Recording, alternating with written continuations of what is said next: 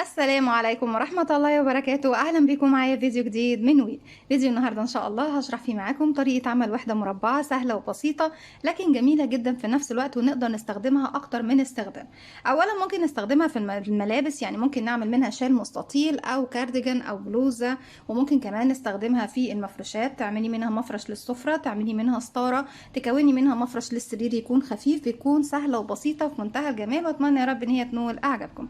ما تنسوش إذا عجبكم الفيديو تدعموني بلايك وشير وسبسكرايب. بسم الله الرحمن الرحيم. في البداية هنبتدي نشتغل بخيط صوف متوسط السمك، ده خيط هيمالايا افريدي سوبر لوكس مع إبرة رقم 3.5 ملم.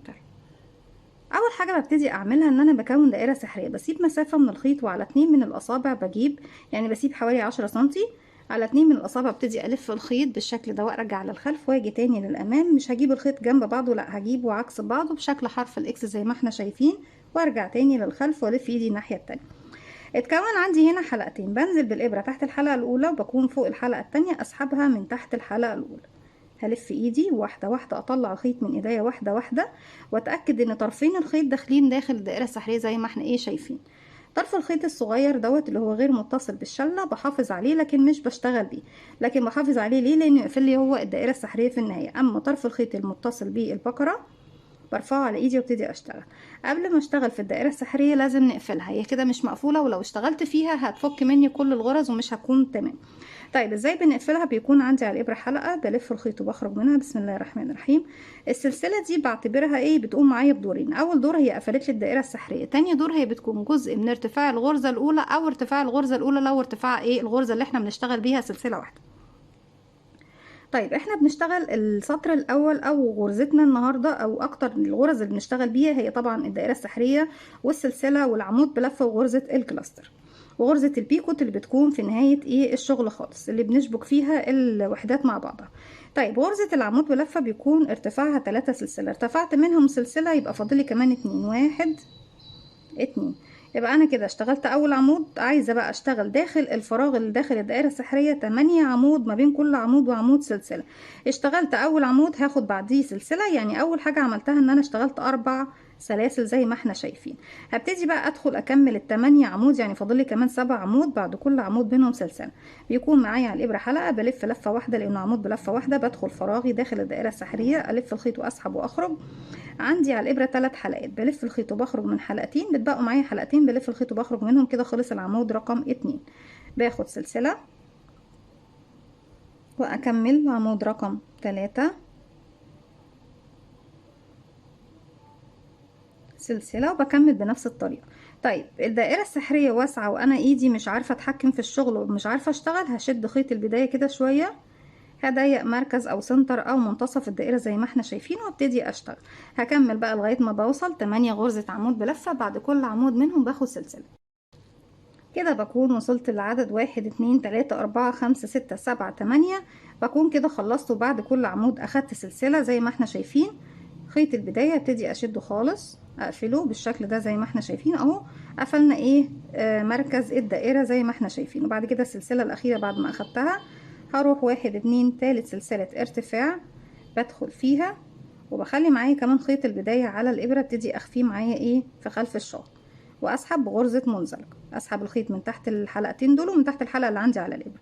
طيب السطر اللي جاي هبتدي اشتغل، مش هشتغل على الاعمده، هشتغل على السلسله اللي في المنتصف، يعني هشتغل على الفراغات. اذا همشي بمنزلقه كمان لغاية السلسلة، وابتدي اشتغل غرزة كلاستر في كل فراغ بيقابلني. غرزة كلاستر مكونة من 3 عمود بلفة، وطبعا احنا عارفين ان غرزة الكلاستر بنشتغل العمود بلفة لغاية نصه، والحلقة الاخيرة بخليها معايا على الابرة. هرتفع سلسلة واحدة بس، وهي مش مجرد ارتفاع ولا اي حاجة خالص، دي حاجة بس تسند لي الغرزة اللي هشتغلها علشان ابتدي اشتغل من المكان اللي انا فيه. برفع بس الخيط بتاعي زي ما احنا شايفين شوية. الحلقة دي هلف الخيط بقى، عندي كده حلقة اساسية، هلف الخيط على الابرة، هدخل فراغي هو اسحب الخيط من الخلف واخرج. عندي حلقتين بالاضافه للحلقه الاساسيه، هلف الخيط واخرج من الحلقتين دول. اتبقى معايا الحلقه الاساسيه والحلقه الاخيره من العمود، هخليها بقى دي على الابره. تاني مره هلف الخيط، هدخل فراغي، اسحب الخيط واخرج، الف الخيط واخرج من حلقتين، واخلي الاخيره تالت مره بلف الخيط، ادخل فراغي، الف الخيط واسحب واخرج، الف الخيط واخرج من حلقتين 1 2 واخلي الحلقه الاخيره كده. بقى معايا غرزه كلاستر لسه بقى عايزين نقفلها. معايا الحلقه الاساسيه والثلاث حلقات بتوع الثلاثه عمود اللي ايه اتفقنا عليه. هلف الخيط واخرج من 1 2 3. اتبقى عندي الحلقه الاساسيه والحلقه الموجوده على الابره. هلف الخيط واخرج منهم كده بكون قفلت غرزه الكلاستر الاولى. بعد كل غرزه كلاستر والغرزه اللي بعدها هاخد سلسلتين 1 2. هلف الخيط على الابره، هسيب العمود مش هشتغل فيه، هروح بقى لفوق السلسله الفراغ اللي ما بين العمودين واشغل غرزه كلاستر تانية مكونه من 3 عمود بلف كده. 2 3. الف الخيط واخرج من 3 حلقات، ارجع الف الخيط واخرج من حلقتين، سلسلتين، مسافه 1 2. وبكرر اني بسيب طبعا العمود وبروح فوق السلسله اشتغل كلاستر. يعني في النهايه بيكون معايا 8 غرزه كلاستر، بعد كل غرزه منهم باخد سلسلتين. رجعت لكم تاني كده بعد ما اشتغلنا 8 غرزة كلاستر 1 2 3 4 5 6 7 8. وبعد كل غرزة منهم سلسلتين بروح لأول غرزة فيهم فوق حرف الفي الخاص بيها اقفل بغرزة منزلق. بس ايه عايزين ناخد كمان معانا خيط البداية لانه لسه ايه مخلصش معايا. لسه مستمرين بنشتغل فوق الفراغات يعني فوق السلاسل، مش بشتغل فوق غرزة الكلاستر، فهمشي بمنزلقة لغاية السلسلتين وابتدي اشتغل. طيب في فراغ هنشتغل فيه زاوية وفراغ هنشتغله فراغ عادي، يعني هشتغل فيه عمود سلسلتين عمود. يعني اول فراغ بشتغل عمود سلسلتين عمود، والفراغ اللي بعده بتكون زاوية بشتغل فيه عمود سلسلتين عمود سلسلتين عمود، وما بين كل فراغ وفراغ باخد سلسلتين مسافة. طيب بما اننا هنشتغل عمود سلسلتين عمود في الفراغ الاول، اذا انا محتاجة اخد عمود 3 سلاسل 1 2 3 وبعديه سلسلتين يبقى 4 5. وهلف الخيط على الابره وداخل نفس الفراغ هشتغل كمان عمود بلفه زي ما احنا شايفين. اذا اشتغلت عمود سلسلتين عمود، هرجع اخد سلسلتين مسافه 1 2 واروح للفراغ اللي بعده. اتفقنا مع بعض هلف الخيط على الابره عشان هنعمل عمود. غرزه الكلاستر ما بشتغلش فيها، بروح فوق السلسلتين واشتغل. هنا زاويه يعني هشتغل فيها عمود سلسلتين 1 2 وارجع تاني في نفس الفراغ عمود سلسلتين 1 2 وتالت مرة كمان في نفس الفراغ عمود. يبقى كده خلصت الزاوية. هاخد سلسلتين مسافة عشان اروح للفراغ اللي بعده 1 2. هسيب غرزة الكلاستر ما بشتغلش فيها وبروح للسلسلتين اشتغل عمود سلسلتين عمود بس. 1 1 2 كمان مرة في نفس الفراغ عمود. اللي جاية هتكون زاوية يعني فيها 3 عمود بلفة ما بين كل عمود وعمود سلسلتين. وما ننساش ان احنا ما بين كل فراغ وفراغ باخد سلسلتين 1 2. هسيب الكلاستر واروح للسلسلتين واشتغل 1 عمود 1 2 كمان مرة في نفس الفراغ 1 عمود 1 2 سلسلة كمان مرة في نفس الفراغ للمرة الثالثة 1 عمود. وبكده بكون خلصت الزاوية رقم 2 زي ما احنا شايفين سلسلتين مسافة. وبكرر بقى فراغ بيكون فيه عمود سلسلتين عمود والفراغ التاني بيكون فيه عمود سلسلتين عمود سلسلتين عمود، وما بين كل فراغ وفراغ باخد سلسلتين. هكمل وارجع لكم. رجعت لكم تاني وزي ما احنا شايفين كده خلاص ابتدى يتكون معايا المربع. السطر اللي جاي بيكون كل الغرز اللي هنشتغل عليها هي غرزة العمود بلفة وفوق السلاسل سلاسل زيها. يعني ايه؟ يعني هقفل بس بمنزلقة في تالت سلسلة ارتفاع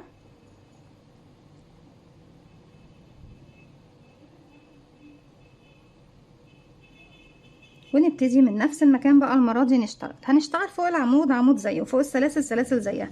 يعني بشتغل عمود سلسلتين عمود في بين كل فراغ وفراغ كده 1 2 3 4 5 وبعتبرهم العمود الاول والسلسلتين زي ما ايه شايفين بالشكل ده. هلف الخيط على الابره بسيب السلسلتين تحت السلسلتين واروح فوق العمود اشتغل عمود ارجع اخد فوق السلسلتين سلسلتين 1 2 الف الخيط على الابره واسيب سلسلتين واروح فوق العمود اشتغل عمود. وفي كل الفراغات اللي هتقابلني سلسلتين عمود سلسلتين عمود سلسلتين عمود لغايه نهايه السطر بما فيهم حتى كمان اماكن الزوايا يا بنات. الف الخيط على الابره بعد ما اخدت سلسلتين هسيب سلسلتين وفوق العمود عمود وبكرر دوت لغايه ما بوصل الى نهايه السطر بتاعنا بالشكل دوت. رجعت لكم تاني وكده في نهاية السطر بعد ما اشتغلنا السطر بتاعنا كله عمود سلسلتين عمود سلسلتين عمود بنفس الطريقة. السطر اللي جاي هو تكرار السطر اللي فات، بس مع اختلاف حاجة واحدة بس، اني بزود سلسلة على عدد السلاسل. يعني بدل ما بشتغل سلسلتين ما بين كل عمود وعمود بشتغل 3 سلاسل. 1 2 تالت سلسلة، بنرفع الحلقة الأمامية بالشكل ده وارجع اخليها هي تحت الإبرة، وارفع على الإبرة الحلقتين اللي في الخلف دول، الخلفية والمطب، اسحب الخيط واخرج من تحتهم من تحت الحلقة اللي عندي على الإبرة. من نفس المكان اللي انا بشتغل فيه هرتفع بردك، مش كنا بنرتفع تحت 5 سلسلة، المرة دي بقى هنرتفع 6 سلسلة، لان احنا نزود واحدة. يبقى كده 1 2 3 4 5 6، في سلسلة كده زادت. وفوق العمود بسيب السلسلتين واشتغل فوق العمود عمود، والسلسلة طبعا دي هي اللي تديني المساحة الاتساع الزيادة اللي احنا بنحتاجه. 1 2 3 1 2 3، والف الخيط بسيب سلسلتين واروح فوق العمود عمود، وبكرر دوت لغاية ما بوصل الى نهاية السطر. رجعت لكم تاني زي ما احنا شايفين خلاص السطر بتاعنا اهو. السطر ده هنبتدي تاني نرجع نحدد مكان الزوايا. فاكرين المكان اللي كان عند الزاوية اللي كنت بشتغل فيه 3 عمود عمود سلسلتين عمود سلسلتين عمود؟ انا بقى عاوزة اجي لغاية العمود اللي في المنتصف ده وهبتدي اشتغل زاوية جديدة. طيب يعني بنشتغل ايه يا بنات؟ بنشتغل عمود 3 سلاسل عمود فوق كل فراغ يقابلني لغاية ما بوصل ايه للعمود اللي في المنتصف في الزاوية اللي كنا بنشتغل تحت ايه في المكان اللي كان فيه 3 عمود في فراغ واحد. بقفل بمنزلقة، برتفع 6 سلسلة كمان، 1 2 3 4 5 6، بلف الخيط على الإبرة وبسيب الثلاث سلاسل وفوق بروح فوق العمود أشتغل عمود. لسه ما وصلناش للعمود اللي في المنتصف اهو، كمان 3 سلسلة، بسيب الثلاث سلاسل واشتغل عمود. ها وصلنا للعمود اللي في المنتصف. الفراغ اللي جاي هو العمود اللي في المنتصف من العمود ايه الاوسط من الثلاثة اللي تحت. اذا هشتغل 3 سلسلة، 1 2 3، وفوق العمود دوت هشتغل 3 غرزة كلاستر ما بين كل غرزة وغرزة في سلسلتين مسافة. هلف الخيط على الابرة، بدخل بقى فوق العمود اللي هو منتصف الثلاثة، اشتغل كلاستر مكونة من 3 عمود كده، 1 2 3، ونقفل غرزة الكلاستر وسلسلتين مسافة، 1 2، كمان مرة في نفس الفراغ غرزة كلاستر كمان، 1 2 3، نخرج من 3 حلقات نرجع نخرج من 2، اخد سلسلتين مسافة، 1 2، تالت مرة غرزة كلاستر،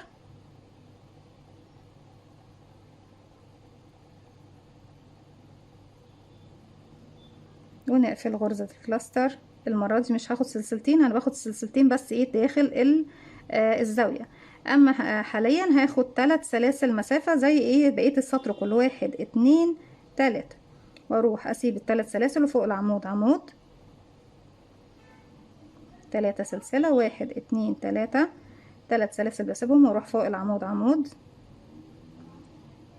1 2 3، اسيب الثلاث سلاسل وفوق العمود عمود. العمود اللي في المنتصف لسه مش هو اللي جاي، يبقى 1 2 3 فوق العمود عمود، بسم الله. العمود اللي جاي هو العمود الاوسط في الثلاثة اللي تحت، يبقى 3 سلسلة، 1 2 3، وهروح اكون فيه كلاستر، سلسلتين كلاستر سلسلتين كلاستر، وبكمل بنفس الطريقة. بصوا لما هنيجي بقى نفرد الشغل هنبص نلاقي خلاص المربع رجع تاني بشكل المربع، لان السطرين اللي فاتوا احنا كنا شغالينهم بشكل ايه مستمر بنفس الطريقة، فما كانتش هتديكي شكل المربع. هكمل بقى بنفس الطريقة هنا في العمود دوت، بكون زاوية تانية زي دي، وارجع في كل الفراغات بشتغل 3 سلاسل عمود، وهكذا لغاية ايه ما اوصل للعمود اللي في المنتصف هنا زاوية، وبنكرر دوت لغاية ما نوصل لنهاية السطر. رجعت لكم تاني في نهاية السطر زي ما احنا شايفين، بعد ما كونا 4 زوايا وما بين كل الزوايا عندي عمود 3 سلاسل عمود، بيكون فيه فراغ 2 3 4 5 فراغات ما بين كل زاوية وزاوية. 1 2 تالت سلسلة ارتفاع بنقفل فيها بغرزة منزلقة، برجع تاني اكرر عمود 3 سلاسل عمود لغاية ما بوصل لفين للغرزة الكلاستر اللي في المنتصف. 1 2 3 1 2 3. وحددتهم 3 و3 لان التلاتة الاولانيين عمود والتلاتة التانيين هما المسافة بين العمود والعمود. الف الخيط على الابرة وبروح فوق العمود بشتغل عمود، 3 سلسلة، 1 2 3، اسيب ال3 سلاسل واروح فوق العمود عمود، 1 2 3، هلف الخيط على الابرة، هسيب ال3 سلاسل. المرة دي هيكون عندي ايه يا بنات؟ هنا غرزة الكلاستر بشتغل فوقيها عمود واحد، 3 سلسلة، 1 2 3. هتقابلني بقى ايه غرزة الكلاستر اللي في المنتصف دي، هلف الخيط على الابرة، بسيب طبعا السلسلتين، بروح فوق غرزة الكلاستر نفسها، اكون غرزتين كلاستر ما بينهم 3 سلاسل. كده 1 2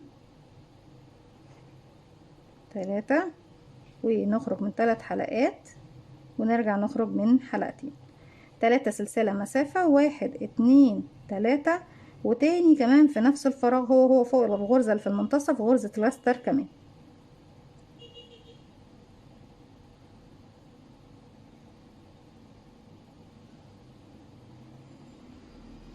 نقفلها وارجع تاني بقى خلاص. اعمل ايه؟ 3 سلاسل، 1 2 3، بسيب السلسلتين بس واروح فوق غرزة الكلاستر الاخيرة واشتغل عمود بلفة واحد كامل، ارجع 1 2 3، هسيب 3 سلاسل وفوق العمود عمود زيه، وهكذا لغاية ما اوصل لفين؟ 3 سلاسل عمود، 3 سلاسل عمود، 3 سلاسل عمود، 3 سلاسل عمود فوق الكلاستر الاولى، 3 سلاسل، وبروح هنا بكون كلاستر 3 سلاسل كلاستر بالظبط زيها، وبكرر دوت لغاية ما بوصل الى نهاية السطر. بكمل بنفس الطريقة وارجع لكم نكمل مع بعض. رجعت لكم تاني، وفي نهاية السطر زي ما احنا شايفين بيكون ده شكل المربع. باقي عندنا السطر الاخير اللي بنشبك فيه الوحدات في بعضها. اول وحدة طبعا بنشتغلها كاملة، السطر الاخير كله كامل، لكن الوحدات اللي باقية بعد كده بنبتدي نشبك كل الوحدات في بعضها. يعني وانا بشغل السطر الاخير في بقية الوحدات بعد الوحدة الاولى ببتدي اشبك. بعد ما خلصت عمود 3 سلاسل بقى 1 2 3 سلسلة ارتفاع، بقفل فيها بغرزة منزلقة. طيب هنا بقى يا بنات بصوا في شكل مختلف شويه، يعني بشتغل عمود 3 سلاسل عمود، بس فوق كل عمود بشتغل ايه غرزه بيكوت، وبنبتدي في غرزه البيكوت دي اشبك الغرز في بعضها. هنشتغل الجزء دوت بدون ما نشبك فيه عشان بس اوضح لكم بنشتغله ازاي، ونبتدي نشبك من اول الزاويه اللي هي طبعا بتكون في منتصف 3 سلاسل هنا. طيب بما اني هشتغل عمود فوقيه غرزه بيكوت وبعديه 3 سلاسل، يعني هشتغل كام؟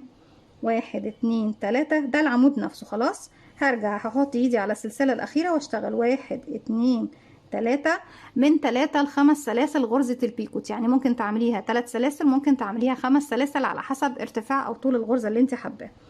1 2 3 بسيبهم، بروح للحلقة اللي هي طبعا اللي بعدهم، بدخل باخد منها حلقتين، الحلقة الخلفية والمطب، أسحب الخيط وأخرج من تحتهم ومن تحت الحلقة اللي عندي على الإبرة.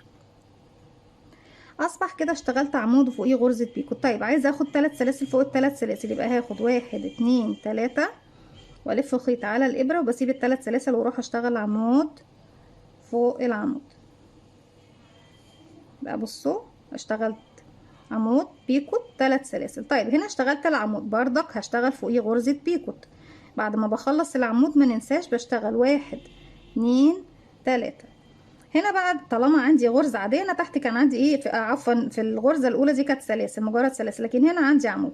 في العمود ده من فوق حلقة امامية اهي بدخل فيها، والحلقة اللي داخل جسم العمود نفسه بردك بدخل فيها زي ما احنا شايفين. اسحب الخيط بقى واخرج من تحتهم، من تحت الحلقة اللي عندي على الابرة بغرزة البيكوت. وزي ما اتفقنا وبكرر تاني مع بعض انك ممكن تشتغليها من 5 سلسلة. 1 2 3 سلسلة، دي المسافة بعد غرزة البيكوت او ما بين العمود والعمود، والف الخيط على الابرة، بسيب ال3 سلاسل واروح فوق العمود اشتغل عمود